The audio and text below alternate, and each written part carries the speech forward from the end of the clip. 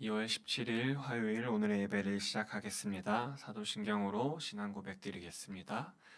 전능하사 천지를 만드신 하나님 아버지를 내가 믿사오며 그 외아들 우리 주 예수 그리스도를 믿사오니 이는 성령으로 잉태하사 동정녀 마리아에게 나시고 본디오 빌라도에게 고난을 받으사 십자가에 못 박혀 죽으시고 장사한 지 사흘 만에 죽은 자 가운데서 다시 살아나시며 하늘에 오르사 전능하신 하나님 우편에 앉아 계시다가 저리로서 산 자와 죽은 자를 심판하러 오시리라. 성령을 믿사오며 거룩한 공예와 성도가 서로 교통하는 것과 죄를 사하여 주시는 것과 몸이 다시 사는 것과 영원히 사는 것을 믿사옵나이다. 아멘.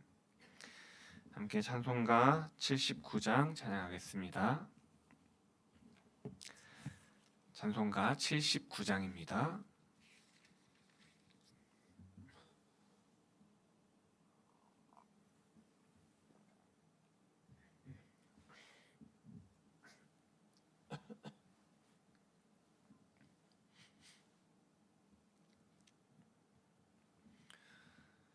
주 하나님 지으신 모든 세계 내 마음 속에 그리어 볼 때 하늘의 별 울려 퍼지는 뇌성 주님의 권능 우주에 찾네. 주님의 높고 위대하심을 내 영혼이 찬양하네. 주님의 높고 위대하심을 내 영혼이 찬양하네. 숲속이나 험한 산 꼴짝에서 지저귀는 저 새소리들과 고요하게 흐르는 시냇물은 주님의 솜씨 노래하도다.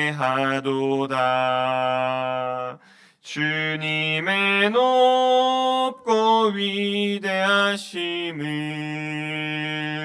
내 영혼이 찬양하네. 주님의 높고 위대하심을 내 영혼이 찬양하네. 주 하나님 독생자 아낌없이 우리를 위해 보내주셨네. 십자가에 피 흘려 죽으신 주 내 모든 죄를 대속하셨네. 주님의 높고 위대하심을 내 영혼이 찬양하네. 주님의 높고 위대하심을 내 영혼이 찬양하네. 내 주 예수 세상에 다시 올 때 저 천국으로 날 인도하리. 나 겸손히 엎드려 경배하며 영원히 주를 찬양하리라.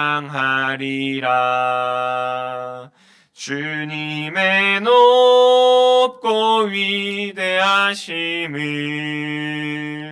내 영혼이 찬양하네. 주님의 높고 위대하심을 내 영혼이 찬양하네.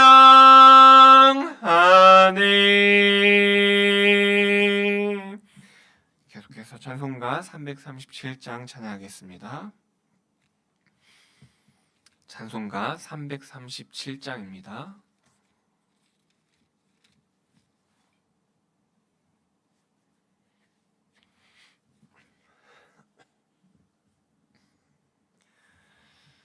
내 모든 시험 무거운 짐을 주 예수 앞에 아뢰이면 근심에 쌓인 날 돌아보사 내 근심 모두 맡으시네. 무거운 짐을 나 홀로 지고 견디다 못해 쓰러질 때 불쌍히 여겨 구원해 주리. 은혜의 주님 오직 예수. 내 모든 괴로움 닥치는 환난 주 예수 앞에 아뢰이면 주께서 친히 날 구해 주사 넓으신 사랑 베푸시네. 무거운 짐을 나 홀로 지고 견디다 못해 쓰러질 때 불쌍히 여겨 구원해 주리. 은혜의 주님 오직 예수. 내 짐이 점점 무거워질 때 주 예수 앞에 아뢰이면 주께서 친히 날 구해 주사 내 대신 짐을 져주시네. 무거운 짐을 나 홀로 지고 견디다 못해 쓰러질 때 불쌍히 여겨 구원해 주리. 은혜의 주님 오직 예수. 마음의 시험 무서운 죄를 주 예수 앞에 아뢰이면 예수는 나의 능력이 되사 세상을 이길 힘 주시네. 무거운 짐을 나 홀로 지고 견디다 못해 쓰러질 때 불쌍히 여겨 구원해 주리. 은혜의 주님 오직 예수. 아멘. 함께 기도하겠습니다. 하나님 아버지 감사합니다. 오늘도 이 하루를 시작하면서 하나님 앞에 예배할 수 있는 예배자로 우리를 불러주시고 또 주 예수 그리스도의 이름을 붙잡고 기도할 수 있는 이 은혜의 시간을 우리에게 허락하여 주심에 감사드립니다.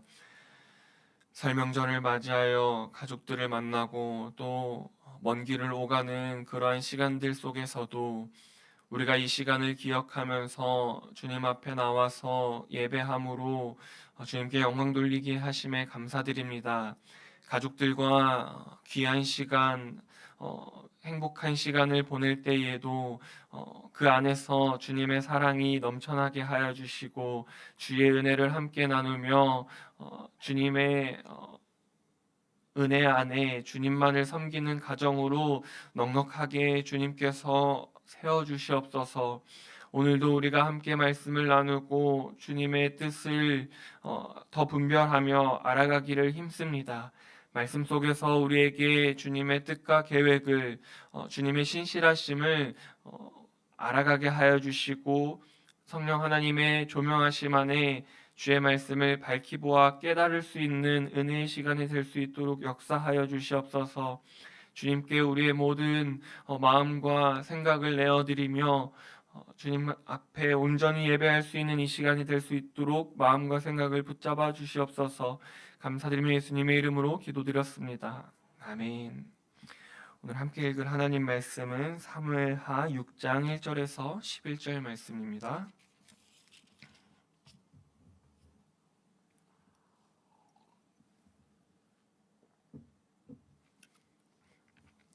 사무엘하 6장 1절에서 11절 말씀 같이 교독하여 읽겠습니다. 다윗이 이스라엘에서 뽑은 무리 3만 명을 다시 모으고 다윗이 일어나 자기와 함께 있는 모든 사람과 더불어 바알레 유다로 가서 거기서 하나님의 궤를 메어 오려 하니 그 궤는 그룹들 사이에 자정하신 만군의 여호와의 이름으로 불리는 것이라. 그들이 하나님의 궤를 새 수레에 싣고 산에 있는 아비나답의 집에서 나오는데 아비나답의 아들 우사와 아효가 그 새 수레를 모니라.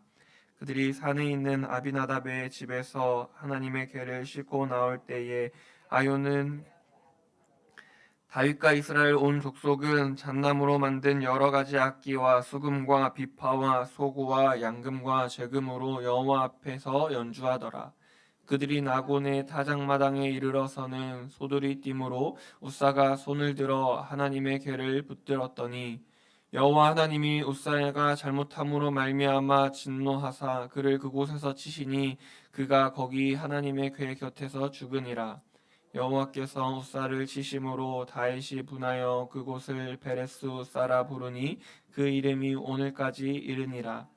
다윗이 그날에 여호와를 두려워하여 이르되 여호와의 궤가 어찌 내게로 오리요 하고 다윗이 여호와의 궤를 옮겨 다윗성 자기에게로 메어가기를 즐겨하지 아니하고 가뎃 사람 오베데돔의 집으로 메어간지라. 함께요.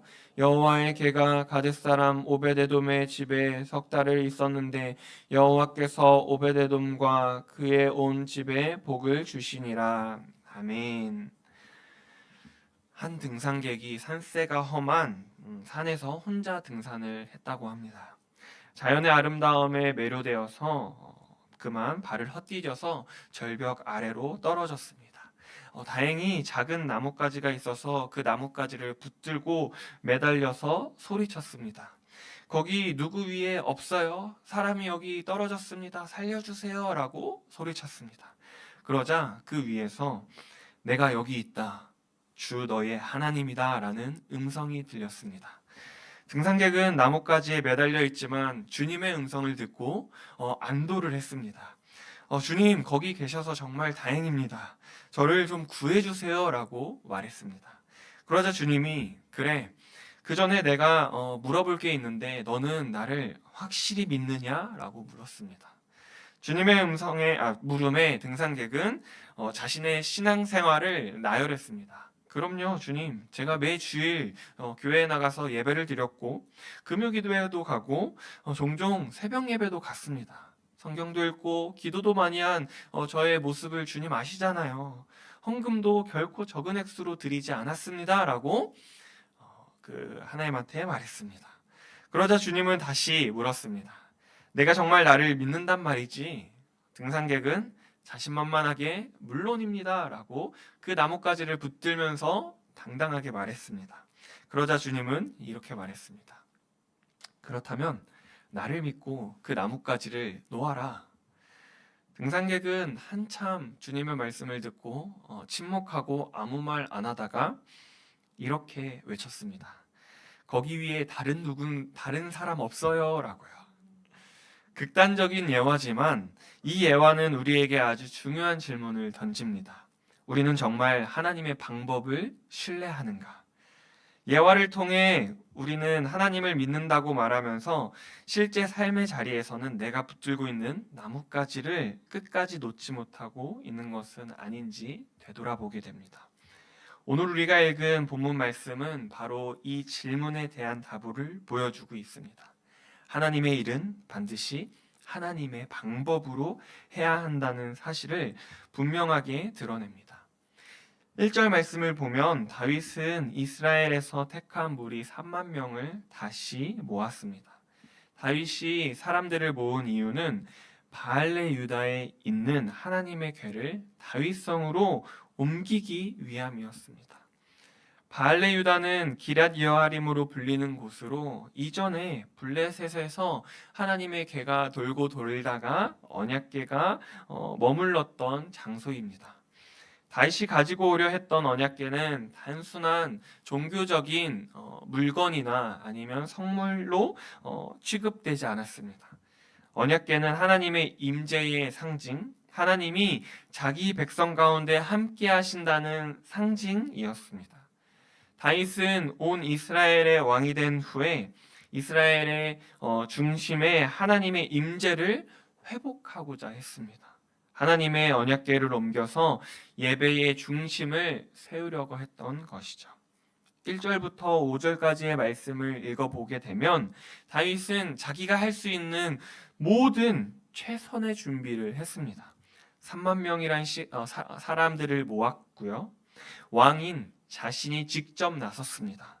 그리고 여러 악기들을 준비해서 온 백성이 즐겁게 찬양하면서 언약궤가 돌아오는 것을 기쁨으로 맞이하기 위해서 준비하고 행진했습니다. 겉으로 보기에는 부족함이 없어 보입니다. 하나님의 궤를 다시 가져오려는 열심도 보이고 언약궤가 다시 옴으로 인해 기쁨도 있었고 많은 사람들이 함께 참여하는 규모도 있었습니다.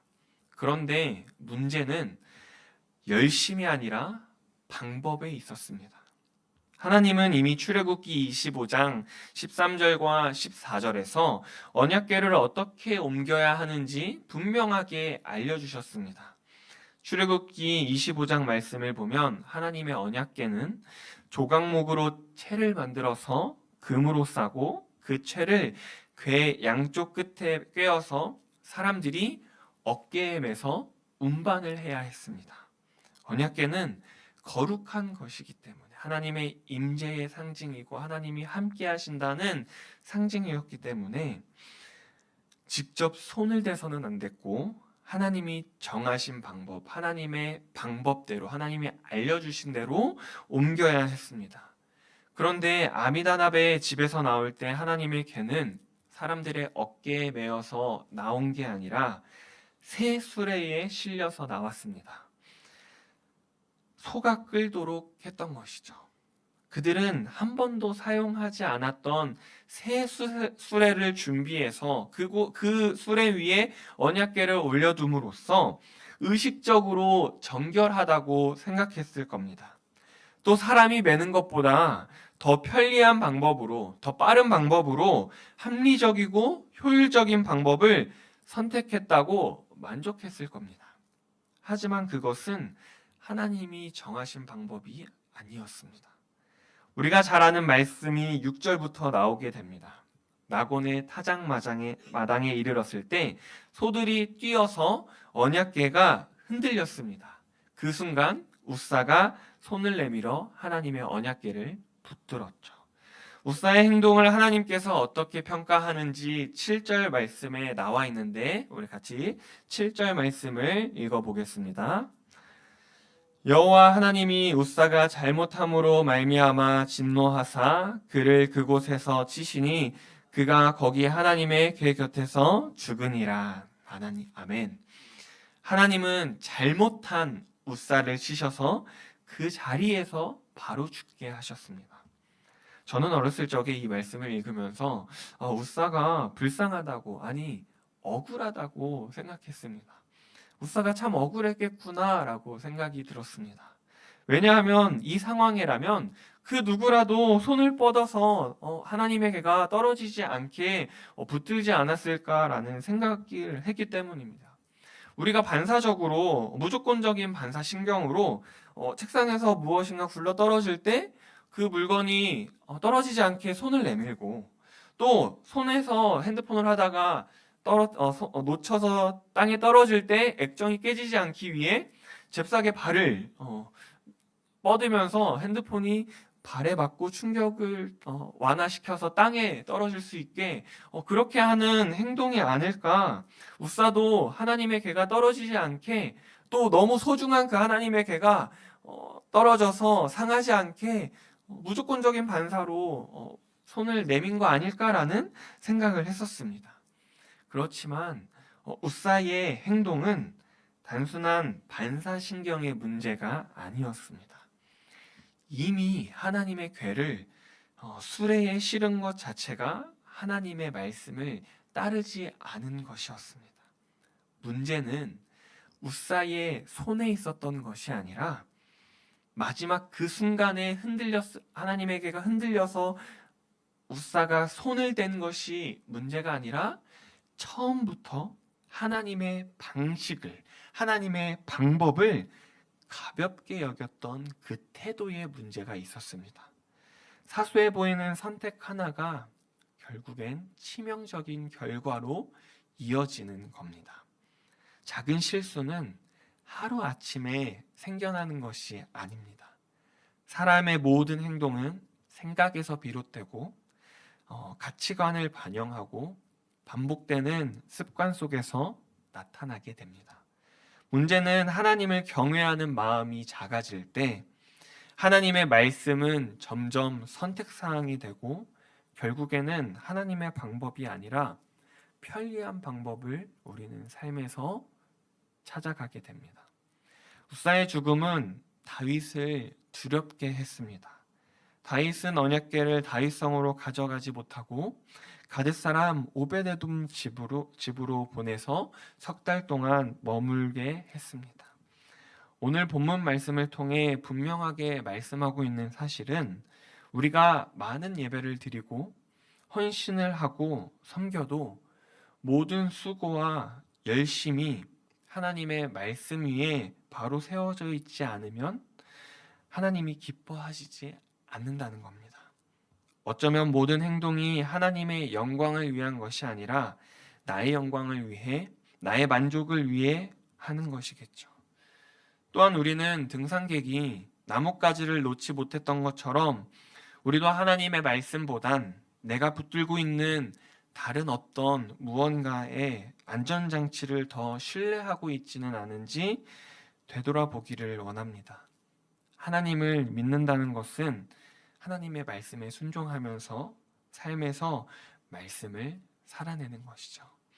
우리가 매일 드리는 이 예배가 하나님의 은혜에 감사하며 드리는 우리의 섬김이 더 나아가서 하나님이 함께 하시는 우리의 삶의 현장에서 사람의 편리함이 아니라 가치관을 쫓는 것이 아니라 하나님의 말씀 위에 든든하게 우리의 예배와 삶의 예배가 세워지기를 소망합니다.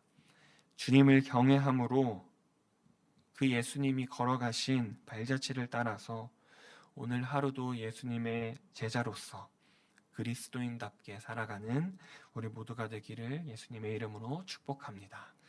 우리 같이 기도하겠습니다. 사랑이 많으신 하나님 아버지 감사합니다. 오늘도 말씀을 통해 우리가 이 말씀 붙잡고 기도할 수 있는 기도의 시간을 허락하여 주심에 감사드립니다.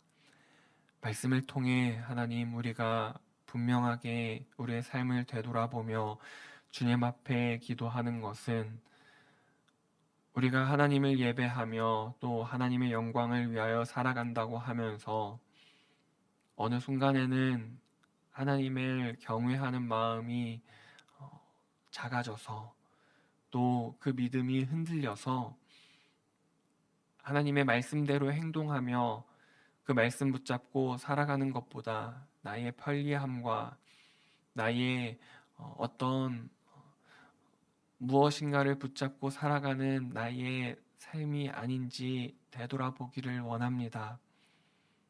우리의 삶을 되돌아보았을 때 더욱더 주님을 경외함으로써 하나님의 말씀을 따라 그 말씀을 주야로 묵상함으로 말씀 가운데 든든하게 세워져 가는 우리가 되기를 간절히 소망합니다.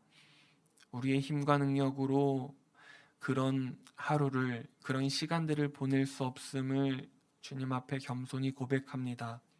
성령 하나님, 우리에게 힘과 능력을 더하여 주시고 모든 어려움과 시련과 환난 속에서 주님의 마음을 품고 믿음의 길을 묵묵히 걸어갈 수 있도록 주님께서 도와주시옵소서. 오늘 하루도 주님 앞에 맡겨드립니다. 우리의 생각이 앞서기보다 주님의 말씀이 떠오르게 하여 주시고 우리의 욕심이 앞서기보다 우리의 어떠한 무엇인가가 앞서기보다 주님을 생각하며 주님의 마음이 먼저 떠올려질 수 있는 은혜의 시간들로 우리의 시간들을 채워주시옵소서. 오늘도 주님 앞에 우리의 삶을 내어드리며 감사드리며 예수님의 이름으로 기도드렸습니다. 아멘.